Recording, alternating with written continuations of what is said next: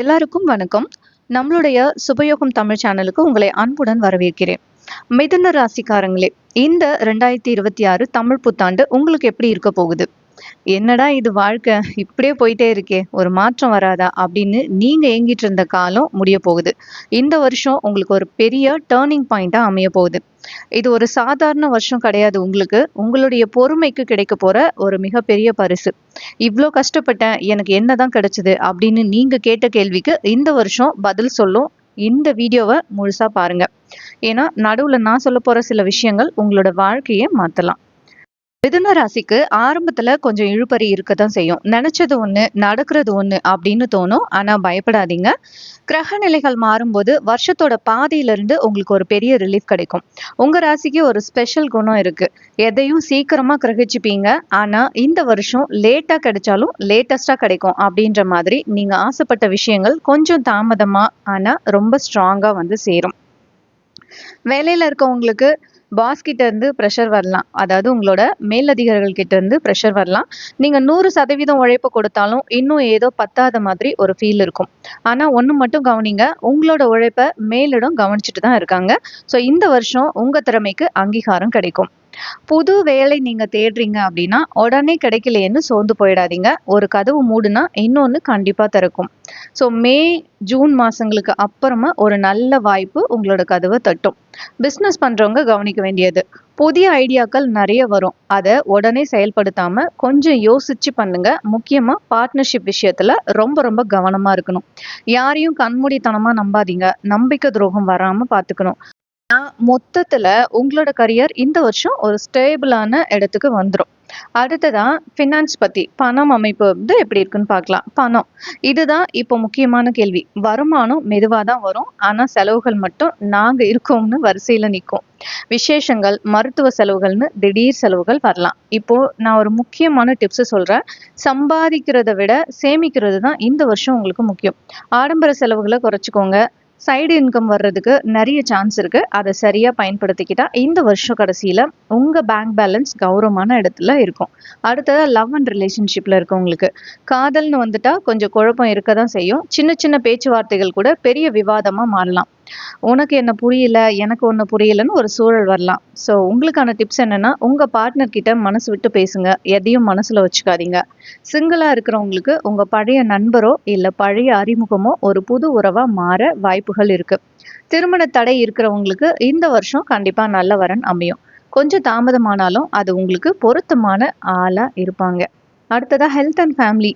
குடும்பத்துல குட்டி குட்டி சண்டைகள் வரும். அது சகஜம்தான். ஆனா அது பெரிய பிரச்சனையா மாறாது. உங்க அப்பா அம்மா உடல் நலத்துல கொஞ்சம் கவனம், அதாவது கொஞ்சம் அக்கறை காட்டுங்க. அவங்கள செக்கப் கூட்டிட்டு போங்க. மத்தபடி வீட்ல ஒரு விசேஷம் இல்லாட்டி ஒரு சுப நிகழ்ச்சி நடக்கிறதுக்கு நிறையவே வாய்ப்புகள் இருக்கு. அடுத்ததா உடல் நலம். ஓவர் திங்கிங், இதுதான் உங்களுடைய முதல் எதிரி. தேவையில்லாத விஷயங்களை யோசிச்சு யோசிச்சு தலைவலி, தூக்கம் இல்லாம இருக்கிறது, இந்த மாதிரி நீங்களே உங்களோட உடம்ப கெடுத்துப்பீங்க. இது எல்லாத்தையும் நீங்களே வர வச்சுக்காதீங்க. செரிமான பிரச்சனைகள் வரலாம். அதனால சாப்பாட்டுல கொஞ்சம் கட்டுப்பாடு அவசியம். முடிஞ்ச வரைக்கும் தியானம் பண்ணுங்க. இந்த வருஷம் உங்களுக்கு ஒரு டேர்னிங் பாயிண்ட் இருக்கு. இந்த வருஷத்தோட மிகப்பெரிய பிளஸ் என்ன தெரியுமா? சுய அறிவு, அதாவது செல்ஃப் ரியலைசேஷன். நீங்க யாரு, உங்களால என்ன முடியும்னு நீங்க புரிஞ்சுக்குவீங்க. அந்த கிளாரிட்டி கிடைச்சாலே நீங்க பாதி ஜெயிச்ச மாதிரி தான். உங்களுக்கான பரிகாரம் என்னன்னா, ஒவ்வொரு புதன்கிழமையும் விநாயகர் கோயிலுக்கு போங்க. ஓம் கம் கணபதியே நமக அப்படின்ற மந்திரத்தை 108 முறை சொல்லுங்க. கஷ்டப்படுற குழந்தைங்களுக்கு நோட்டு புத்தகம் இல்லைன்னா பேனா வாங்கி கொடுங்க.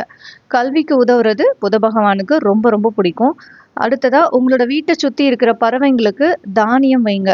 இது உங்களுக்கு மன அமைதியை கொடுக்கும். உங்க வாழ்க்கையில இருக்க தடைகளை நீக்கும். அடுத்ததா மாத வாரியா சில ராசி பலன்கள் பத்தி பார்க்கலாம். சித்திரை முதல் ஆடி மாதம் வரைக்கும், அதாவது ஏப்ரல் மாதத்துலேருந்து ஜூலை மாதம் வரைக்கும் இந்த ஆரம்ப காலத்தில் என்னடா இது எப்போ பார்த்தாலும் வேலை வேலைன்னு ஓடிட்டே இருக்கும், ஆனால் கை மேலே பலன் வரலையேன்னு தோணும். ஆனால் இது உங்களுக்கான டெஸ்டிங் பீரியட். இந்த நேரத்தில் நீங்கள் புதுசாக எதையும் கற்றுக்கிட்டா அது வருஷ கடைசியில் உங்களுக்கு பெரிய லாபத்தை தரும். அடுத்ததாக ஆவணி மாதத்துலேருந்து கார்த்திகை வரைக்கும், ஆகஸ்ட்லேருந்து நவம்பர் வரைக்கும் இங்கே தான் மேஜிக் ஆரம்பிக்குது. குரு பகவானோட பார்வை உங்களுக்கு சாதகமாக திரும்பும். தடைப்பட்ட காரியங்கள் தானாக நடக்கும். முக்கியமாக வீடு மாற்றமோ இல்லாட்டி வண்டி வாங்குற யோகமோ இந்த நேரத்தில் கைகூடி வரும். அடுத்ததாக மார்கழி மாதத்துலேருந்து பங்குனி மாதம் வரைக்கும், அதாவது டிசம்பர்லேருந்து மார்ச் மாதம் வரைக்கும் வருஷத்தோட எண்டில் நீங்கள் ஒரு கான்ஃபிடென்ட்டால் மாறி இருப்பீங்க. பணப்புழக்கம் தாராளமாக இருக்கும். இப்போ நீங்கள் போடுற பிளான் தான் உங்களோட அடுத்த 5 வருஷ வாழ்க்கையை தீர்மானிக்கும். இப்போ அடுத்த நட்சத்திர ரீதியான பலன்களை பார்க்கலாம். மிதுன ராசின்னு சொன்னாலும் அதில் 3 நட்சத்திரம் இருக்கு இல்லையா, அவங்களுக்கு தனித்தனியாக எப்படி இருக்கும்னு பார்ப்போம். முதல்ல மிருகசீரிஷம் 3, 4ஆம் பாதங்கள். உங்களுக்கு இந்த வருஷம் தைரியம் கூடும். இவ்வளோ நாள் தள்ளி போட்ட ஒரு விஷயத்த இந்த வருஷம் தைரியமாக செஞ்சு முடிப்பீங்க. ரியல் எஸ்டேட்டில் இருக்கவங்களுக்கு ஒரு நல்ல லாபம் கிடைக்கும். அடுத்ததாக திருவாதிரை நட்சத்திரக்காரங்களுக்கு ராகுவோட ஆதிக்கம் இருக்கிறதால வெளிநாடு போகிற முயற்சி இல்லைனா வெளியூர் போகிற வாய்ப்பு தேடி வரும். ஆனால் யாராவது நான் வேலையை வாங்கி தரேன், பணத்தை கொடுங்கன்னு சொன்னால் நம்பாதீங்க, ஏமாற வாய்ப்புகள் இருக்குது. அடுத்ததாக புனர்பூசம் நட்சத்திரம் 1 மற்றும் 2, 3ஆம் பாதங்கள். குருவோட நட்சத்திரம் இது. ஸோ உங்களுக்கு குடும்பத்தில் இருந்த குழப்பங்கள் நீங்கும். குழந்தை பாக்கியம் இல்லாதவங்களுக்கு இந்த வருஷம் நல்ல செய்தி தேடி வரும். மிதுன ராசிக்காரங்களான்னு நீங்கள் எப்படின்னா, ஒரு விஷயம் ஆரம்பித்தா அதில் 100% பர்ஃபெக்ஷனை எதிர்பார்ப்பீங்க.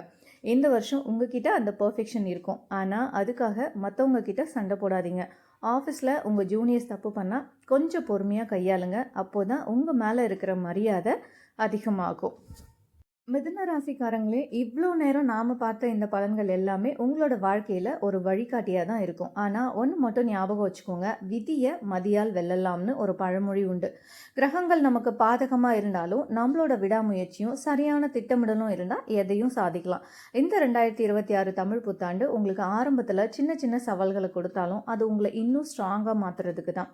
அந்த போராட்டங்கள் தான் வருஷத்தோட கடைசியில் நீங்கள் அடைய போகிற வெற்றிக்கு ஒரு ருசியை கொடுக்கும். அதனால் எப்போவும் பாசிட்டிவாகவே இருங்க. செலவுகளை குறைங்க, சேமிப்பை அதிகப்படுத்துங்க, வேலையில் வர ப்ரெஷரை ஒரு வாய்ப்பாக நினைங்க, குடும்பத்தில் விட்டு கொடுத்து போங்க. அன்பு தான் எல்லாத்துக்கும் தீர்வாகவே இருக்கும்.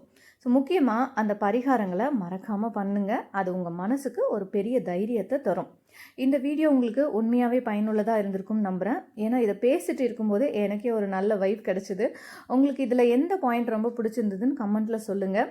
இப்போ நம்ம பேசியிருக்கிறதுல உங்களோட வாழ்க்கையில் என்னென்ன திருப்பங்கள் வரும்போது அதை நீங்கள் கமெண்ட்டில் மெசேஜாக சொன்னீங்கன்னா மற்றவங்களுக்கும் அது ரொம்பவே பயனுள்ளதாக இருக்கும். நம்மளோட சுபயோகம் தமிழ் சேனலை இன்னும் சப்ஸ்கிரைப் பண்ணாமல் பார்க்குறவங்க சப்ஸ்கிரைப் பண்ணிவிடுங்க. அப்படியே அந்த பெல் ஐக்கானையும் கிளிக் பண்ணிவிடுங்க. அப்போ தான் அடுத்தடுத்து போடுற ராசி பலன்கள் உங்களுக்கு சேரும்.